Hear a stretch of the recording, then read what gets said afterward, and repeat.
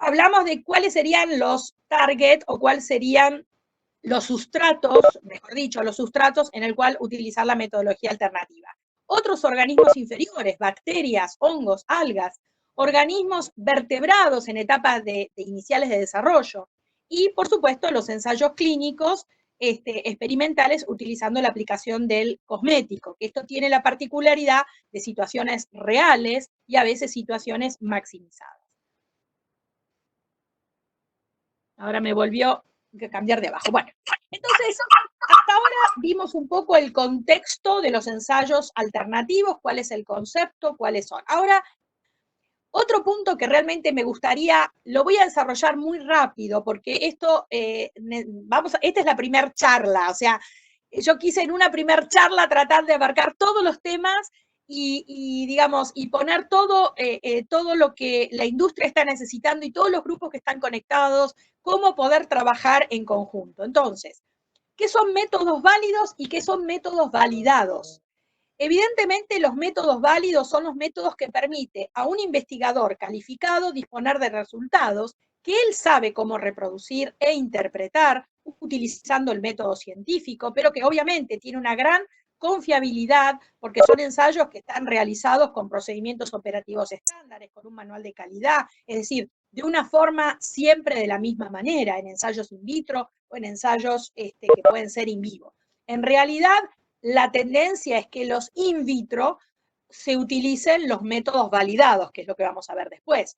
Los métodos in vivo en humanos, en clínicos, es muy difícil poder validarlos. En general, son más válidos. En cambio, los métodos validados que sí hoy tiene la industria son los establecidos, reconocidos por la comunidad científica. Y entonces, en ese sentido, este es un grafiquito para más o menos explicar, que lo saqué de una publicación interesante, cómo entonces, a través de un sponsor, que es el que va a manejar junto con el grupo que va a validar el método, y donde necesitamos laboratorio 1, 2, 3, es decir, necesitamos un ring test, necesitamos multiestudio, necesitamos que todos intralaboratorio primero, después interlaboratorio, lleguen al mismo resultado, y entonces esto sería lo ideal, y esto es lo que les propongo acá como para pensar para el trabajo futuro. Entonces, obviamente, a nivel validación, existen patrocinadores, que son los que van a financiar, los que van a ayudar y los que en definitiva van a aceptar. Entonces, tenemos la Organización Mundial de la Salud, tenemos al ECVAN, que es, digamos, el centro europeo que fue el pionero de estos métodos alternativos, el ICVAN, que es su contraparte, o el CINICETEAM, que es en Estados Unidos, el BRACMAN, acá cerquita en Brasil.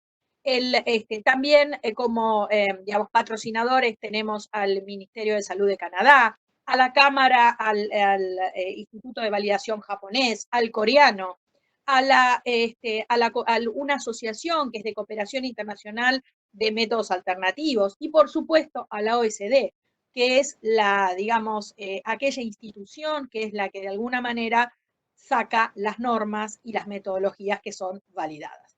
Bueno, esto es un poco el camino, lo mismo que vimos antes, desarrollo de pruebas, intralaboratorio, interlaboratorio, desarrollo de banco de datos, evaluación, aceptación y por último el reconocimiento reglamentario. La verdad que yo desde Argentina, 21 años, 22 años que vengo trabajando con metodología alternativa, me encantaría llegar a tener interlaboratorio. Intralaboratorio, bueno, creo que cada uno lo tiene, pero interlaboratorio sería maravilloso.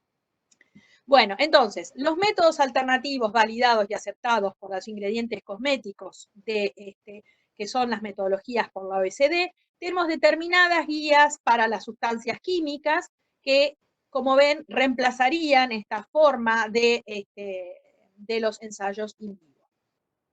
Los estudios toxicológicos, entonces, creo que claramente son para los ingredientes. Vamos a evaluar la toxicidad, la carcinogénesis, la mutagénesis, la genotoxicidad, la toxicidad para la reproducción. Claro, ¿en dónde? En los ingredientes, porque si los ingredientes pasan esta prueba, van a ser seguros después para su utilización. O sea, estas pruebas no tienen sentido utilizarlas en un producto terminado.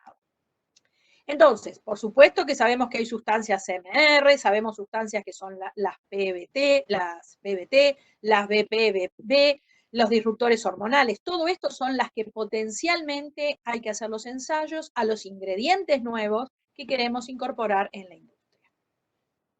Bueno, y entonces ahora les pongo un ejemplo, es algo, esto por supuesto, como uno diría Disney, ¿no? Bueno, este es un acuerdo público-privado que lo hizo la Comisión Europea y Cosmetic Europe, fue acelerar el desarrollo de métodos alternativos para un punto, reemplazando los animales, que era justamente la toxicidad de dosis repetidas. Cómo esta toxicidad de dosis repetidas podría pasar del estudio en animales a un estudio alternativo. Y entonces acá también esta página web, ustedes pueden entrar y van a ver claramente lo que es el SEURAT.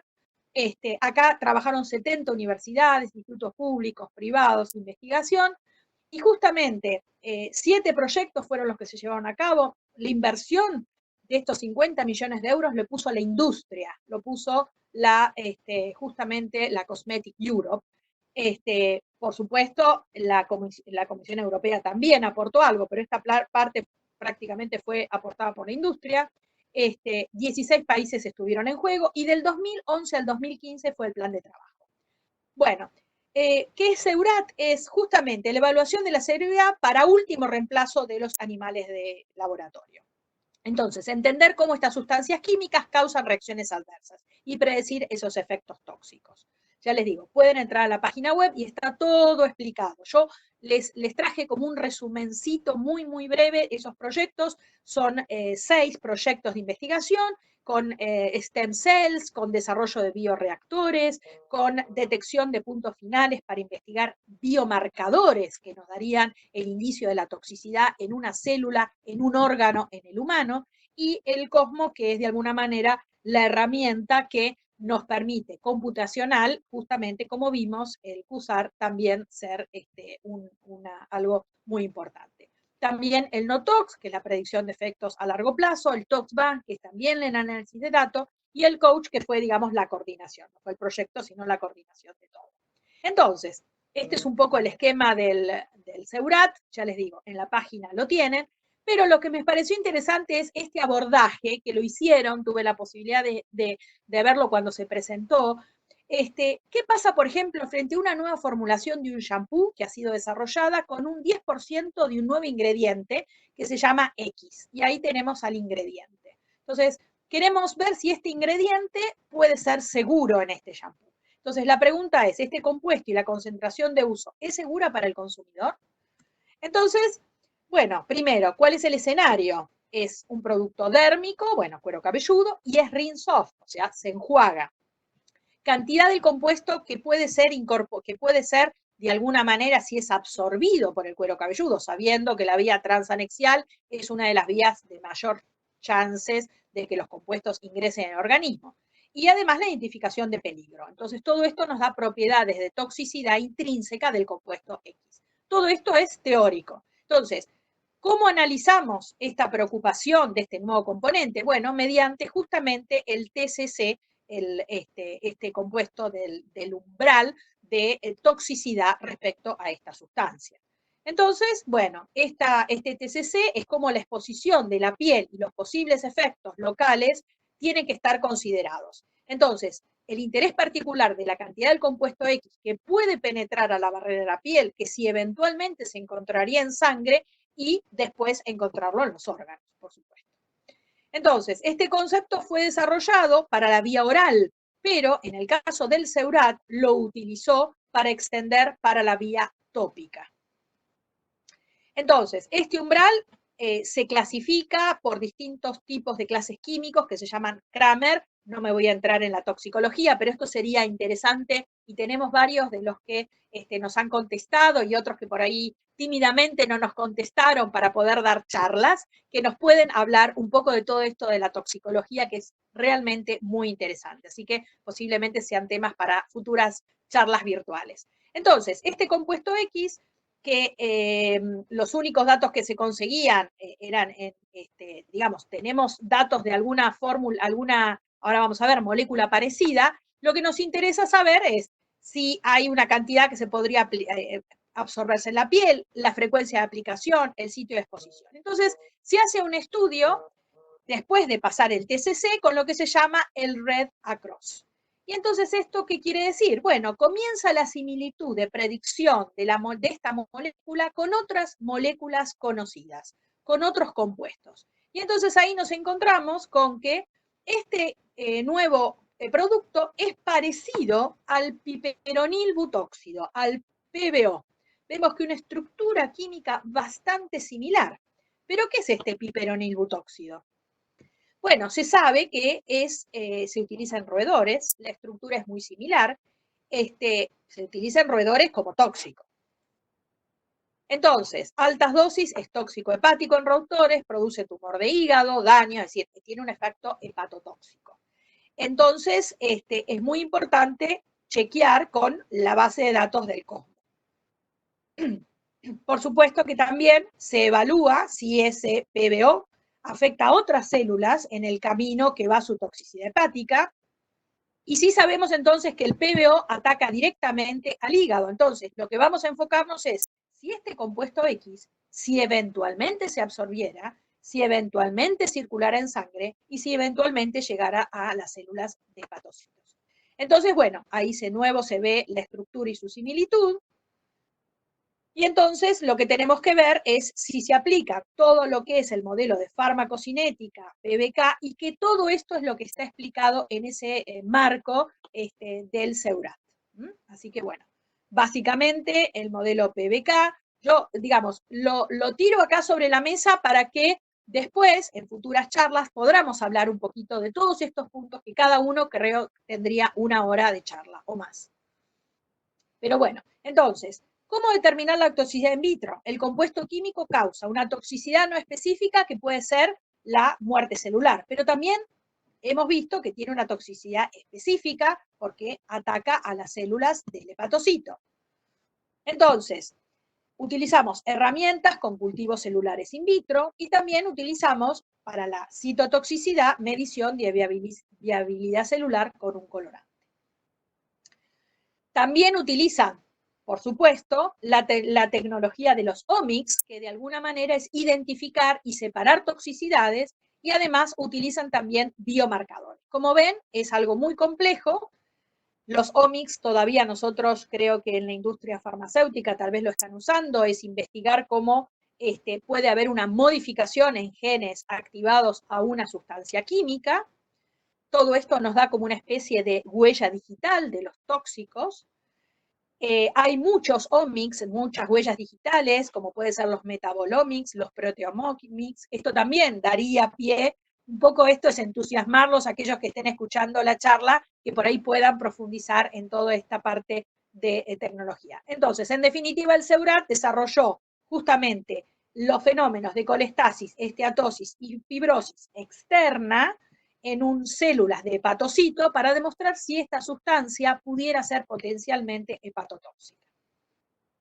Entonces, la selección de modelos biológicos para evaluar propiedades toxicológicas de un compuesto in vitro representa una tarea desalentadora en primera instancia.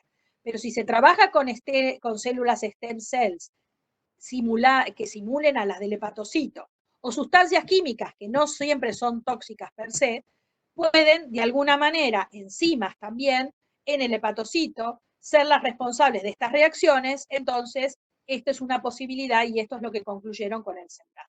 No muchas veces se encuentran cultivos, lamentablemente. Entonces, este compuesto X es metabolizado en el hígado, produce detoxificación y asistencia a la excreción. Entonces, el metabolismo es un proceso normal celular. Por supuesto que in silico vamos a tener una parte de la sustancia, pero no vamos a tener al metabolito, y esto es un poco la representación de cómo este compuesto X pueda llegar a interaccionar. Entonces, ¿qué desarrollaron? Células de hepatocitos primarios, y de alguna manera vieron que los hepatocitos eran fáciles de cultivar, así que todo lo que sean sustancias potencialmente hepatotóxicas, este modelo ha servido de ejemplo. Bueno, esta es la foto de los bioreactores. Acá después es cómo se hace la extrapolación in vivo e in vitro. Y entonces, cómo predecir la toxicidad de un hígado a través de células extraídas y cultivadas y ver cómo ese mecanismo fuera de un organismo. Bueno, entonces hemos visto que la evaluación del riesgo, por un lado, todo lo que sea directamente al ingrediente, pero cuando hablamos de producto directamente terminado, vamos a hablar de irritación y de alergia. Entonces, dentro de los ensayos in vitro y en vivo, vamos a tener ensayos in vitro y vamos a tener ensayos in vivo. Según la disposición 1108 del 99, hay determinados ensayos biológicos que son necesarios, por ejemplo, para shampoo para niños, que necesitamos la irritación térmica y ocular, para protector solar, que necesitamos la irritación térmica, para tinturas, para el cabello, irritación térmica, para crema para párpados, irritación térmica y irritación ocular. Entonces, nos encontramos con ensayos de seguridad, que serían los de irritación primaria dérmica, de irritación ocular, de fototoxicidad, habría que agregarles los de sensibilización, y ensayos de eficacia, que son los de protección solar. Entonces, en el año 2019 salió una guía referencial para la evaluación de seguridad de productos cosméticos para la higiene personal y perfumes de la ADMAT, donde claramente es una guía de orientación en todos los ensayos y en todos los claims que se quieren sustentar en función de la seguridad de los productos. Entonces, dentro de lo que es la irritación primaria dérmica, por un lado tenemos, por supuesto, de nuevo los modelos que usar, pero in vitro tenemos la OSD 439, donde utiliza cultivos celulares, donde hay modelos equivalentes de piel humana en 3D, Epiderm, Episkin, Skinetic, donde los marcadores de estas, digamos, de lo que nos puede decir de la irritación son citotoxicidad, morfología, diferenciación, integridad de la membrana, viabilidad celular, o mediadores del proceso inflamatorio, o función barrera, o alteraciones. Entonces, vemos que esta 439 o también la 431 habla claramente, estas están disponibles en Internet para aquellos que no están directamente relacionados a los métodos de ensayo, las pueden consultar, y los modelos 3D en los cuales se cuenta hoy, contamos, para evaluar la irritación primaria dérmica, son de este tipo. Para irritación ocular, se pueden utilizar sistemas ex vivo y cultivos celulares. En el caso de sistemas ex vivo, podríamos hablar que serían la membrana corneal bovina o la EOCD 437, y en organismos, digamos, en organismos todavía no evolutivos, como sería el de la membrana coriolantoica, el EDCA. También tenemos la evaluación ex vivo del aislamiento del huevo de gallina, que es el 438. Para pruebas de citotoxicidad, que de alguna manera también podríamos decir que pudieran llegar, porque por ejemplo, el MATEP tiene epiocular, son o bien la hemólisis de glóbulos rojos, o el clivaje de la fluoresceína, o el ensayo del rojo neutral, como indicación de citotoxicidad. Tal vez no es específica. Estos son más específicos, pues estamos usando un soporte simulando lo que podría llegar a producir la materia prima o el producto terminado. ¿Y cuáles son los marcadores? La hiperemia, la hemorragia, la coagulación o la opacidad en la córnea, en el caso justamente que ahora vamos a ver de del EDCAM, por ejemplo, vemos claramente cómo antes de aplicar el ingrediente o la materia prima y después de aplicarlo, tenemos esta arborización con las modificaciones de hiperemia, edema y eventualmente el cambio de coloración. En el caso de la membrana corneal bovina, se utilizan soportes de córneas de bovinos que se colocan en este opacitómetro y que de alguna manera también nos permite evaluar justamente lo que es el ensayo, digamos, el daño que pudiera producir la materia prima y el producto terminado. Bueno, la Silvia, citotoxicidad que se perdón, puede te utilizar. Sí, quedan 5 minutos. perfecto, bárbaro. Sí, ya voy terminando. Entonces, la citotoxicidad también se usa fibroblastos de córnea de conejo. Para la absorción cutánea se puede utilizar las famosas células de Franz, que muestra de alguna manera el fluido receptor a tiempos regulares.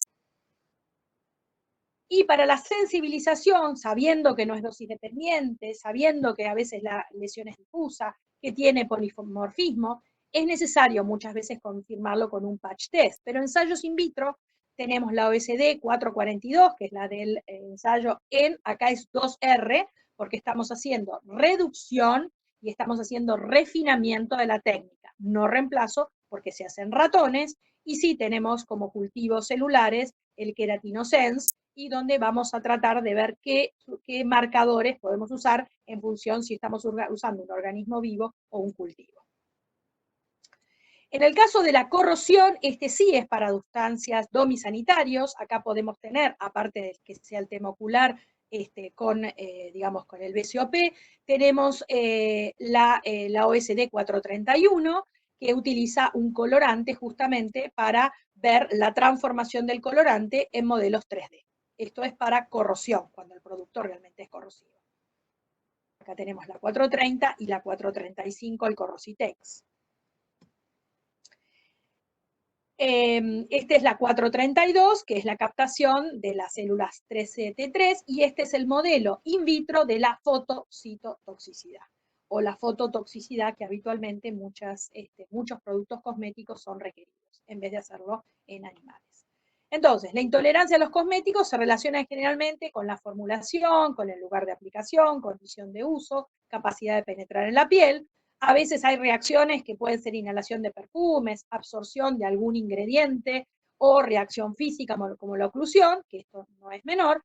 Entonces, para finalizar, los test clínicos son aquellas que el patch test que confirma efectos indeseables, que no se produzcan, que son condiciones exageradas, que a veces en 4 horas podemos tener un peligro de una materia prima, y que entonces vemos cómo el patch test tiene directamente el ensayo clínico, mediciones de parámetros que pueden condicionar de alguna manera a la evaluación del comportamiento de la materia prima o del producto terminado, y el test de uso, que justamente es la aplicación en la zona donde se va a aplicar. Entonces, para la irritación ocular, cutánea, en ensayos clínicos se pueden hacer las lecturas 24, 48 horas, una semana, se evalúa eritema, edema y descamación. Lo mismo que para lo que es la sensibilización, recordando solamente que tiene 3 etapas, como también lo hacían los animales: inducción, reposo y desafío. La irritación ocular en humanos se hace una fase clínica que permite evaluar, como vimos en el huevo de la gallina, el ojo, con una lámpara de hendidura, donde permite ver ardor, picazón, sensación de cuerpo extraño como síntomas, pero como signos que evalúa el oftalmólogo es justamente todo lo que es la hiperemia, secreción y anormalidades conjuntivales. El T-Scope es un aparato de última generación que nos permite evaluar por refractometría esta alteración en el líquido lagrimal, o sea, vamos más afuera del ojo para ver si el cosmético pudo haber producido alguna alteración. Entonces, la disposición esta del 2019, como recién les comentaba, avala muchos de los claims de los ensayos alternativos. Mensajes para llevar a casa. Este comité científico de Consumer Safety dijo: los actuales métodos in vitro solamente constituyen una fracción de metodología alternativa entendida por Racit y colaboradores. Es decir, el refinamiento de técnicas, la reducción del número de animales y reemplazar o sustituir a los animales de laboratorio con material no consciente, como vimos, órganos, tejidos, cultivos. La revisión de la seguridad es permanente. La necesidad para implementar las 3R: formación de personal calificado, creación de banco de datos y formación de la red, rama. Por eso estamos hoy. Entonces, para terminar, las cartas están echadas, están en nuestras manos. Muchas gracias y bueno, espero que podamos contar con muchos participantes en esta red.